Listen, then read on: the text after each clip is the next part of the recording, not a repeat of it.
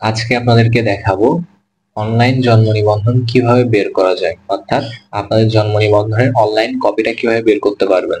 তার জন্য সর্বপ্রথম গুগল ক্রোমে বা যে কোনো একটা ব্রাউজারে যাইতে হবে। গিয়ে আপনাদের একটা সার্চ দিতে হবে ওয়েবসাইট, সেটা হলো everify.bbris.gov.bd এটা লিখে আপনাদের সার্চ দিতে হবে। সার্চ দেওয়ার পর আপনাদের এরকম একটা ওয়েবসাইট আসবে। এখানে বলতেছে জন্ম নিবন্ধন তথ্য যাচাইয়ের জন্য 17 অঙ্কের জন্ম নিবন্ধন নাম্বার ও জন্ম তারিখ প্রবেশ করান।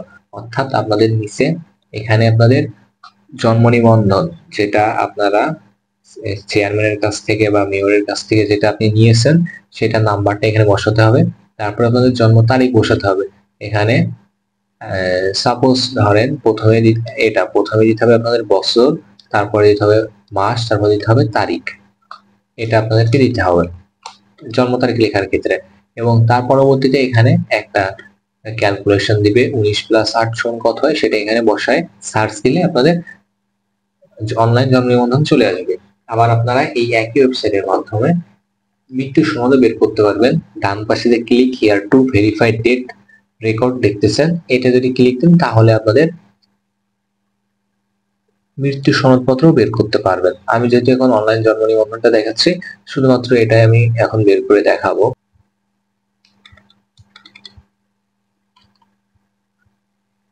সার্চ দেওয়ার পরে আপনি আপনার অনলাইন জন্ম নিবন্ধনটা দেখতে পারবেন। এখানে অল ডিটেলসে দেখাচ্ছে নাম, তারপর জন্ম তারিখ, সবকিছু এখানে আপনি দেখতে পারবেন। এরপর আপনি যখন এটা ডাউনলোড করতে যাবেন, ডাউনলোড করার জন্য যদি আপনি কম্পিউটারে ডাউনলোড করেন তাহলে কন্ট্রোল চেপে ধরে পিতে দিবেন। কন্ট্রোল চেপে ধরে পিতে যখন দিবেন তখন কন্ট্রোল+P হলো শর্টকাট, হলো প্রিন্ট। এরপর এখানে সেভ দিতে হবে।